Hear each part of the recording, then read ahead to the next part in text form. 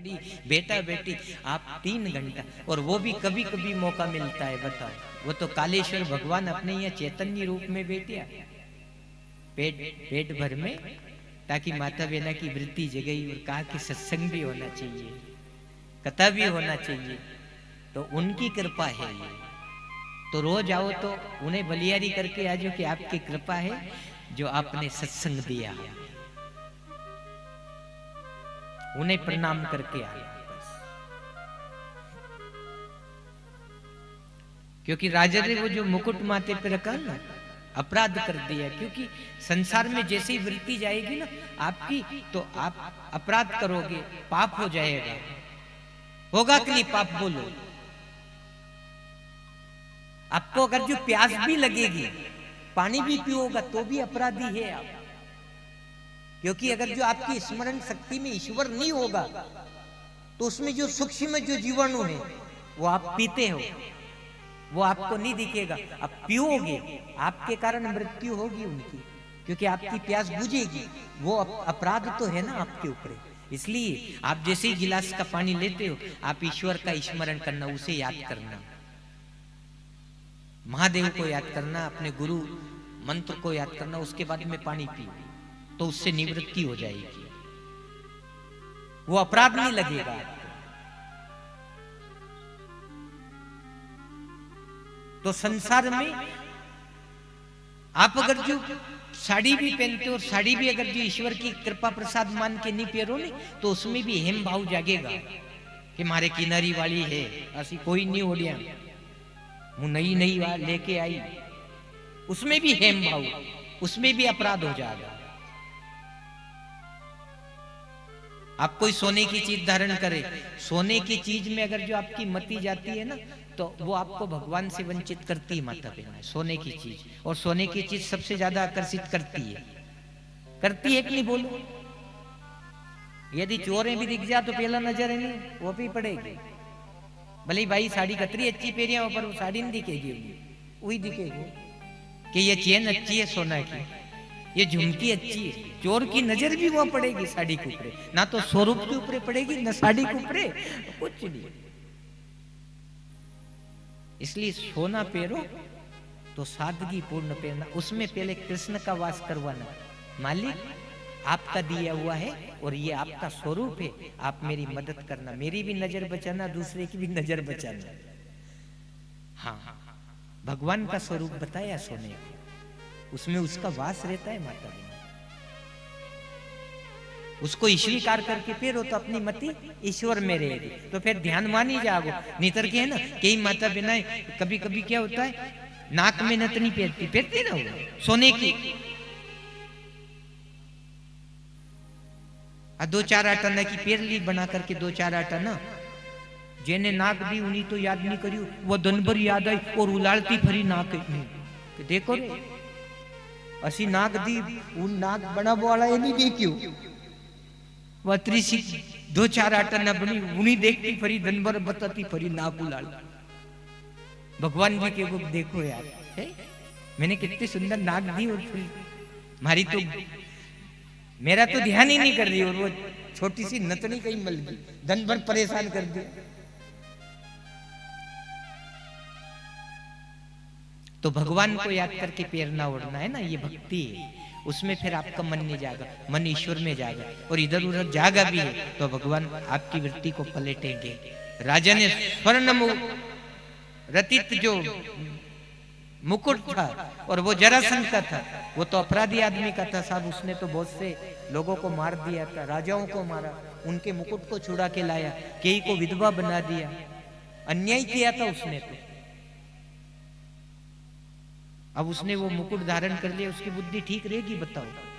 उसमें कलयुग बैठ गया, दूषित सोना था ना वो, बुद्धि भ्रष्ट, उसने कई निर्दोष पशु पक्षियों को मारा। वो जाकर के एक समीक ऋषि बैठे थे जंगल में, झाड़ियों में आश्रम था उनका, एक कुटीर बना करके कांस की,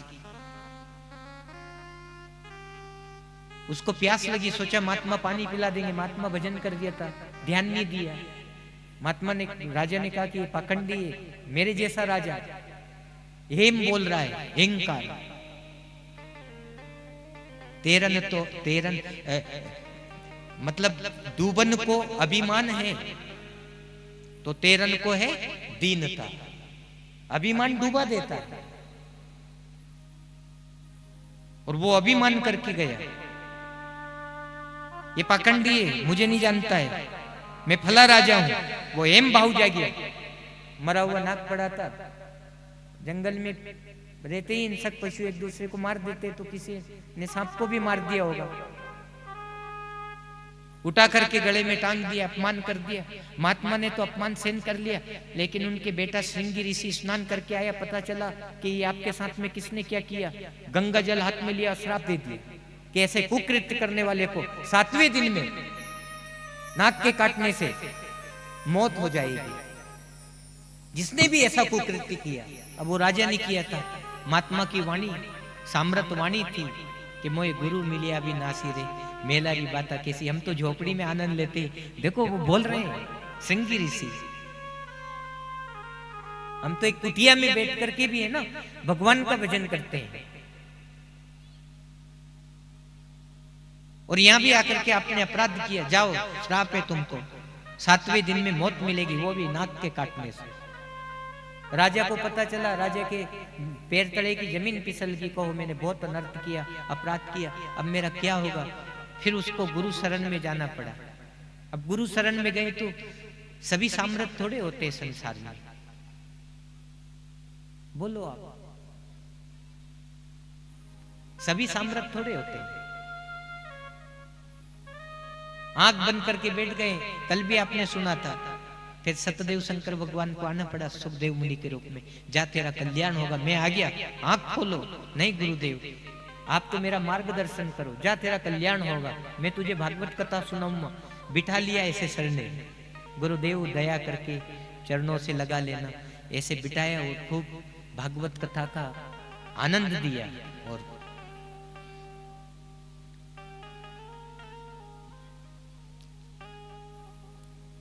दूसरे दिन की कथा में ऐसी सामर्थवाणी सुखदेव मुनि की जो ब्रह्म जैसा आभास करा दिया, ईश्वर का बोध करा दिया। अब जगत को क्या देखना, और जिसे ईश्वर दिख जाए वो जगत को क्या देखेगा। अभी अपने जगत का शौक है देखने का, और देख लो, जितना देखना हो देख लो। यहां भी मन नहीं मानियो तो जयपुर चलिए जाओ, और मन नहीं माने तो दिल्ली चलिए जाओ, और मन नहीं माने तो हरिद्वार चलिए जाओ, और मन नहीं माने तो बद्रीनाथ चलिए जाओ। दुनिया देख लो, एक ना एक दिन तो छोड़ना पड़ेगा, छोड़ना पड़ेगा ना। अरे जब दिखा कोई नहीं तो खाक देखोगा, दिग्बो बंद हो जाएगा।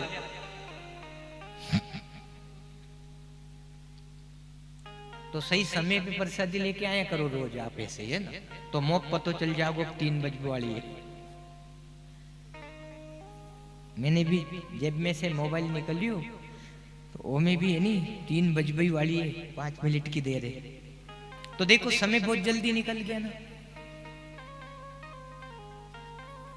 ऐसे डूबने से पता चलता है कि समय बहुत जल्दी निकल जाता है।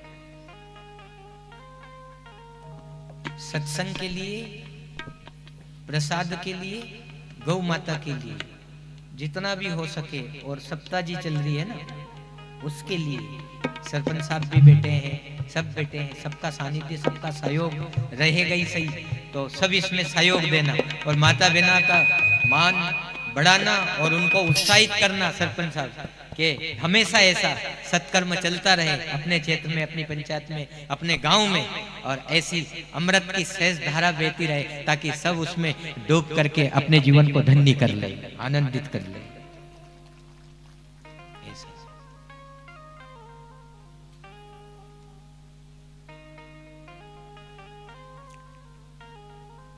एक वृंदावन में पागल बाबा हुए, पागल रसिक, मतलब शरीर से पागल, बुद्धि से पागल नहीं था, वो रसिक पागल थे। और उन्होंने जीवन के बारे में कितनी अच्छी बात की। एक कड़ी भजन गा के और थोड़ा सा सत्संग करेंगे, उसके बाद में आरती। बहुत अच्छी बात बताई उन्होंने जीवन के बारे में कि नींद ना आए रे, चैन ना आए रे, जीवन सारा बीता जाए श्याम नाए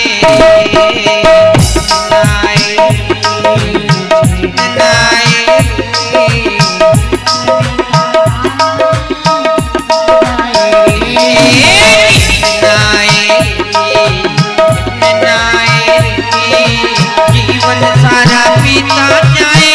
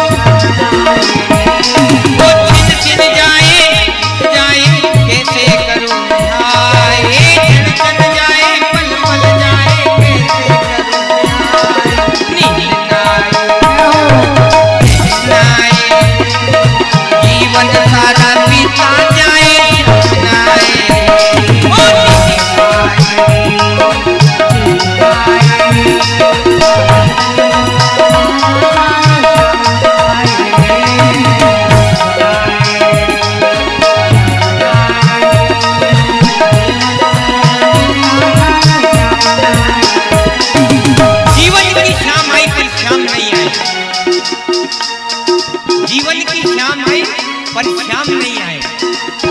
फिर अकड़ने जैसी बात है कि नहीं बताओ।